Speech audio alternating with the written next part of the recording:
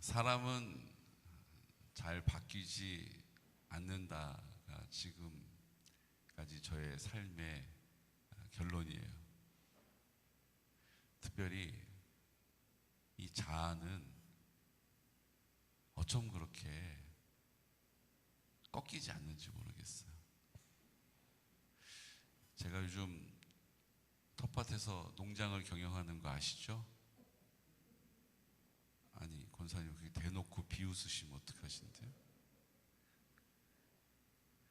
저희 주차장 앞쪽에 한 80cm, 한 3m 거기다가 지금 고추도 심고 토마토도 심고 상추도 심고, 작년에는 거기다 먹다가 버린 수박씨에서 수박이 나기도 했어요.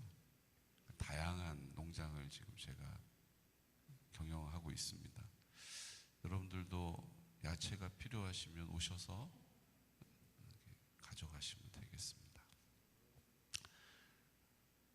정정봉 권사님은 계속 웃고만 계신데요. 제가 농장주라는 거에 감동을 받으신 것 같아요. 그런데 여름이잖아요. 지금 막 비 많이 올 때 말고요. 햇볕이 따가울 때 보면 상추가요, 그냥 이렇게 늘어져 있어요. 상추가 상추 모양이 없고 그냥 헝겊처럼 다 그냥 바닥에다 늘어붙어 있어요. 그래서 큰일 났다, 물 줘야 되나? 이제 이런 생각이 들어요. 근데 참 신기하죠? 해가 딱 지고 나면요, 얘네가 다시 꼿꼿하게 자리를 잡고 나 좀 따드세요 그러면서 이번엔 제 차례예요 그러고 막 저를 부르는 것 같아요. 어김없이 그 다음날 햇볕이 막 내려쬐면 그냥 바닥에 땅에 널브러져 있는 것처럼 숨이 하나도 없어요. 근데 그 해가 딱 지고 나면 또 얘네가 언제 그랬냐는 듯이 아침에 보면 싱싱해요. 참 하나님의 신비다, 전 이런 생각이 들어요. 네. 물론 햇볕이 뜨거워도 아랑곳하지 않고 짱짱한 애들도 있어요. 근데 상추는 그렇지가 않더라고요. 상추는 그냥 우리 집에서 키우는 것들은 특별히 그래요. 그냥 헝겊처럼 바닥에 축 늘어져 있는데, 이거 죽었나 보다, 아유 물 좀 줄 걸 그랬나 보다. 근데 그 다음날 아침에 보면 제 차례예요. 이번에는 저를 따가주세요. 토마토가 자꾸 우리한테 뭐라고 그래요? 그러는 것처럼 저를 막 불러요. 우리 자아가 그런 거. 우리 자아가 그런 거예요. 지금 말씀 좀 듣고 말씀 좀 읽고 기도하고 그럴 때는 그래, 내가 새로운 마음의 다짐이 있고 내가 하나님의 말씀 깨달을 때마다, 그래, 회개할 때마다 뭔가 내 마음 가운데 뜻을 정해요. 그런데 어느덧 딱 그 상황에 직면하면 자아가 막 올라와요. 내가 막 판단을 하고요, 내 마음에 들지를 않고요, 한마디를 해줘야 되고요. 지금 안 해도 그게 잊혀지지가 않는 거예요. 마음에 그게 꼭 담겨 있어가지고, 그게 꽉 자리를 잡고 있어가지고 어느 순간에 그 억울했던 거, 그 원통했던 것이 입에서 툭 튀어나오는 거예요. 그래서 그래가지고 지난번에는 나한테 그렇게 얘기한 거냐고 막 이렇게 따져먹게 되는 거예요. 그걸 아직까지 기억하냐고. 남자들은 거의 그래요. 남자들은 하나도 기억이 안 나고 내가 그런 말을 했다고 막 이렇게 되는데, 아내들은 그게 그냥 여기에 꽉 비수처럼 박혀 있는 거예요. 나를 얼마나 우습게 봤으면, 이렇게 되는 거예요.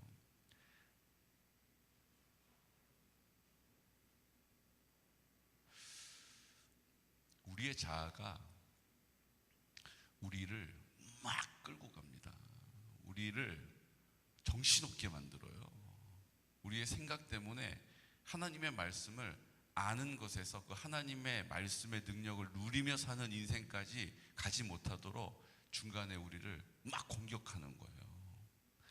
여러분, 우리는 그 믿음의 싸움을 지금 싸우고 있는 것입니다. 이 자아가 내 것이 아니라는 것을 날마다 하나님 앞에 항복하는 거예요. 그게 뭐예요? 회개하는 거예요.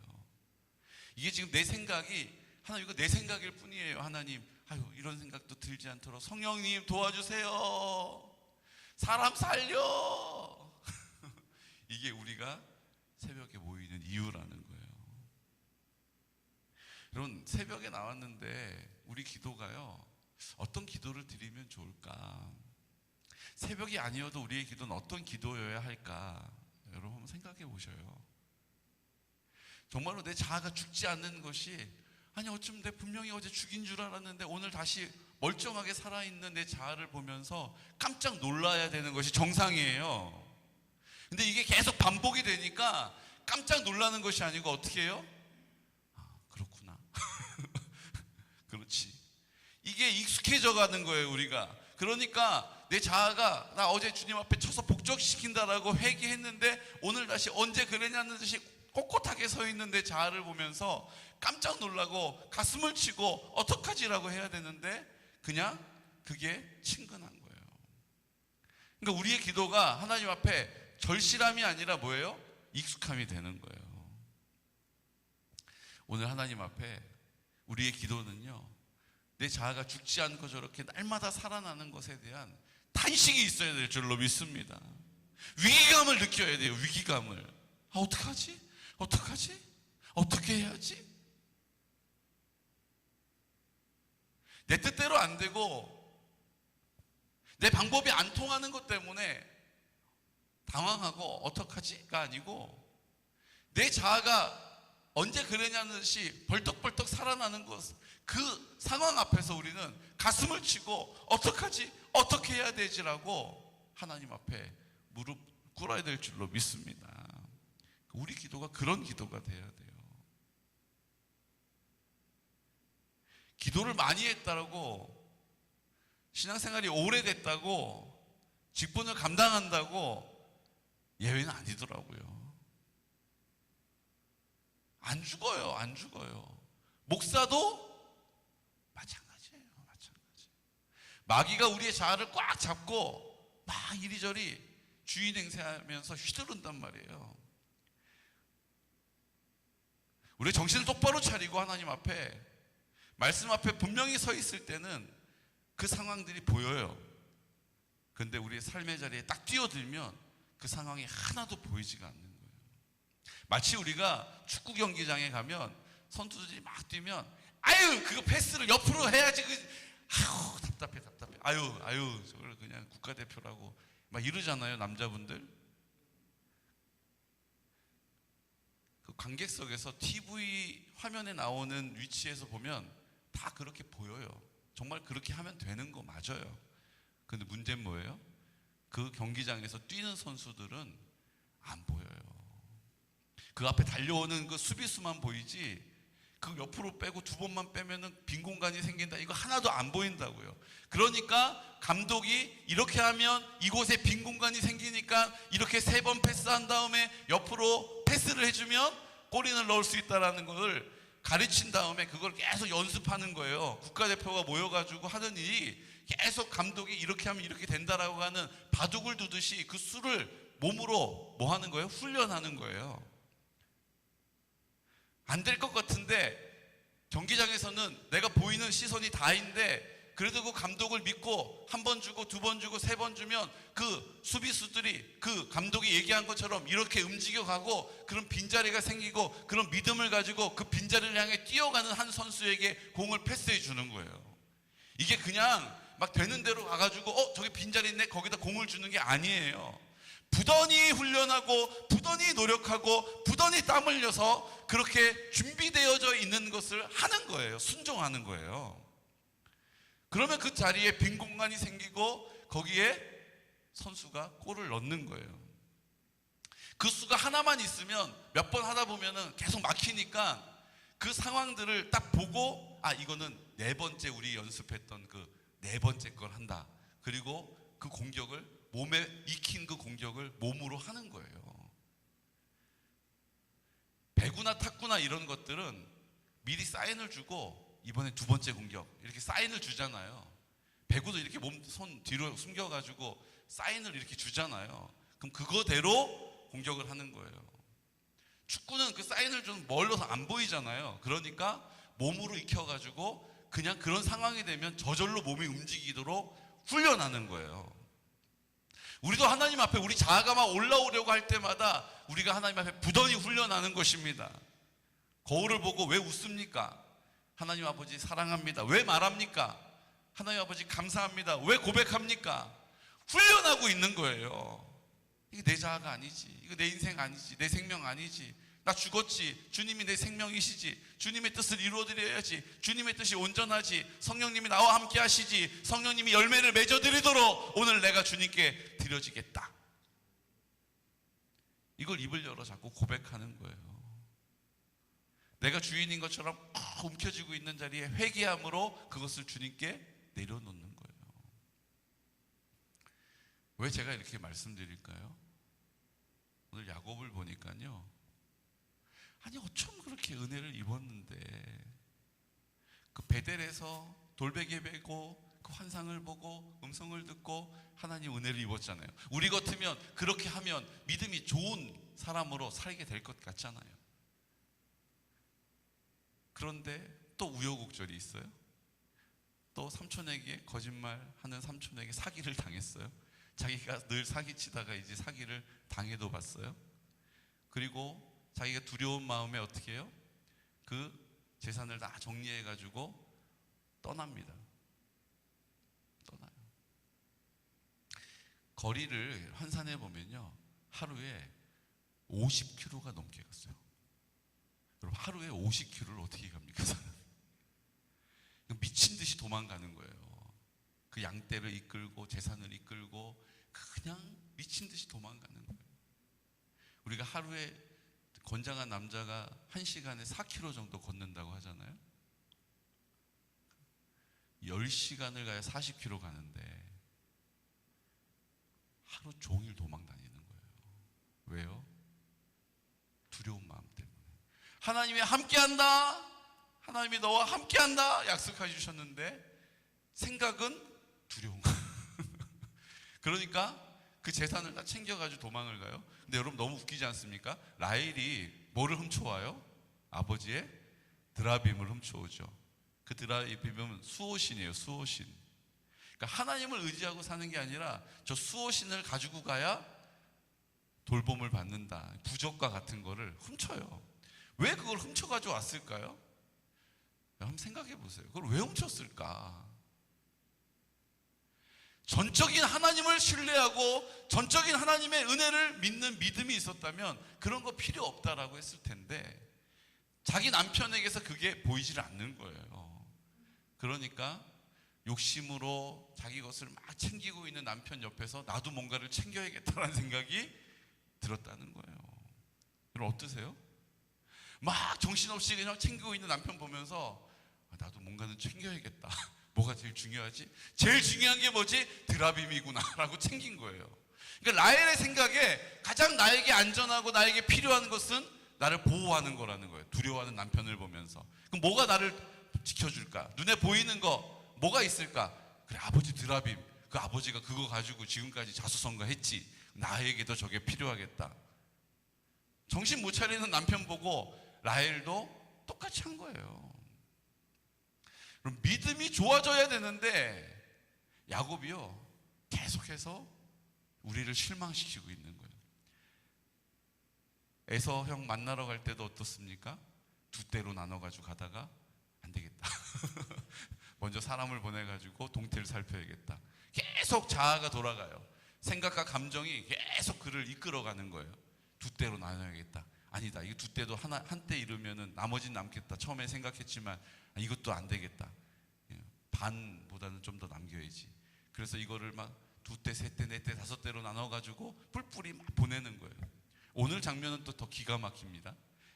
400명의 장정을 이끌고 형이 막 쫓아오고 있어요. 막 먼지 구름이 저기서 막 보여요. 이제 이거 어떡하나. 그리고 이제 어떻게 합니까?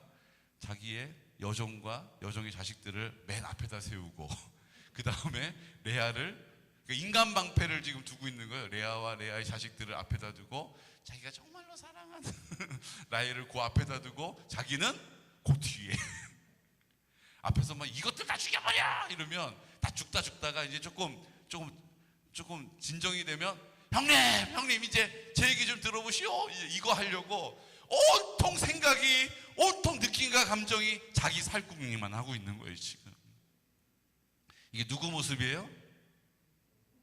누구 모습이에요? 손을 들면 뭐예요? 누구 모습이에요? 왜 이게 정확하게 못하시고 이러시는 거예요? 이게 내 모습인데. 그러니까 하나님이 야복강에서 만나주시고 이름을 이스라엘이라고 바꿔주셨잖아요. 그래서 이제 강을 건너갔잖아요. 그럼 이제는 좀 다르게 살아야 되죠. 이제 더 이상 그러면 안 되죠.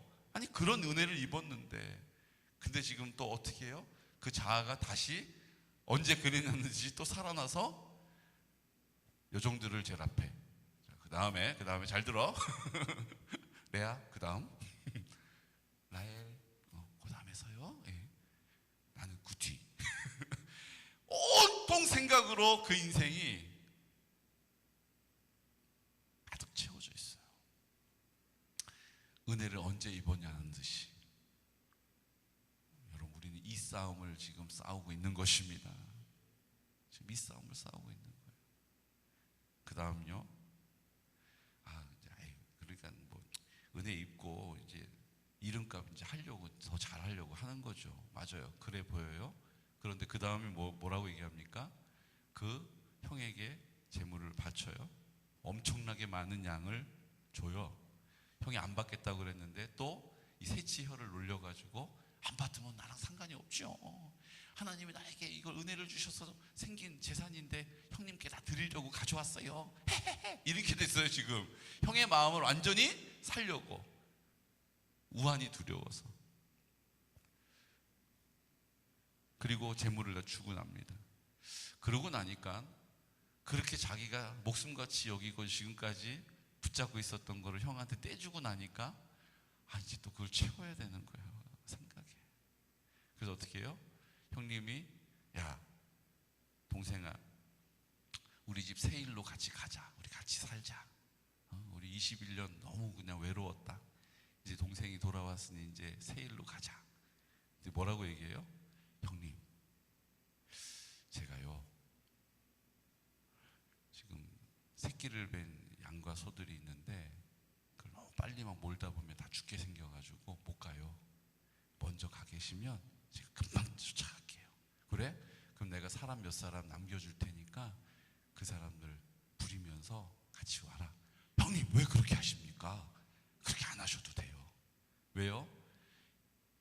형님하고 관계를 더 갖는 것에 대해서 자신이 없는 거예요. 자기 생각에. 그러니까 형님을 완전히 다 보내놓고 이제 자기 마음대로 해야 되는 거예요. 어떻게 해요? 자기가 생각하기에 그 손해난 재산을 불려야 돼요. 세일에 가면 그 재산을 불릴 수가 없는 거예요. 그래서 사람 많이 살고 있는 어디요? 세겜 땅으로 가는 거예요. 형님한테 먼저 가 계셔. 나 금방 쫓아갈게 이래놓고 엉뚱한 방향으로 가는 거예요. 여러분 야곱 왜 이러는지 모르겠어요. 진짜 인생이 왜 이런지 모르겠어요. 진짜 형님 금방 가 계셔 이렇게 얘기해놓고 가는 길은 비슷하긴 한데 엉뚱한 방향으로 가서 세겜에 정착을 해버려요. 숫곳이 세겜이에요. 네. 숫곳 땅 세겜 도시에 정착을 한 거예요. 그리고 어떤 일이 벌어집니까? 자기 외동딸이 가서 겁탈을 당해요. 그 세겜의 성 이름이 세겜인데 그 하몰 족장의 아들이 이름이 세겜이에요. 여러분 자기 아들의 이름을 자기 도시 이름으로 지었어요. 얼마나 사랑하는 거예요. 근데 그 족장 아들이 세겜이 디나를 겁탈해요. 그리고 그곳에 막 분노하고 있는데 야곱은 두려운 마음 때문에 가서 따져 묻지도 못하고 입을 다물어 버려요. 아들들이 와가지고 원수 같겠다고 막 얘기하니까 뭐라고 얘기합니까? 아무 말도 안 해요. 결국은 좋아. 어떻게 결혼시키면 되지 않냐고 우리가 지참금도 많이 줄 테니까 우리랑 같이 살자고 얘기해요. 아들들이 난리가 난 거예요. 우리의 수치다. 근데 그 하물 족장의 머리에는 뭐라고 생각을 해요? 그 딸을 데리고 오면 이제 우리랑 같이 지내니까 그들의 재산도 다 우리 것이 될 것이다. 온통 자아가 시퍼렇게 살아있는 사람들의 축제 같아요. 결국은 그 시므온과 레위가 너희들 할례 받지 않으면 우리랑 함께 할 수 없어 이렇게 얘기하고, 그럼 우리가 그 재산 다 먹어야 되니까 하자는 대로 해주자. 그리고 할례를 받아요. 그리고 3일이 지나서 가장 통증이 심하고 쩔쩔맬 때 그때 칼을 뽑아들고 시므온과 레위가 도륙을 해버립니다. 남자들을 싸그리 다 죽여버려요. 그리고 아들들이 돌아와서 어떻게 합니까? 과부하고 여자들 남아있고 아이들 남아있고 재산 남아있는 것들을 다 약탈해버려요. 여러분, 도덕죄들도 아니고요, 원수 갚는 수준을 넘어서 그 이상을 해버린 거예요. 그러니까 야곱이 뭐라고 합니까? 그제서야 입을 열고, 야, 저들을 이렇게까지 우리가 했으니 이제 우리 목숨은 파리 목숨이다. 어떡하냐? 또 자기 생각을 하고 있는 거예요. 참,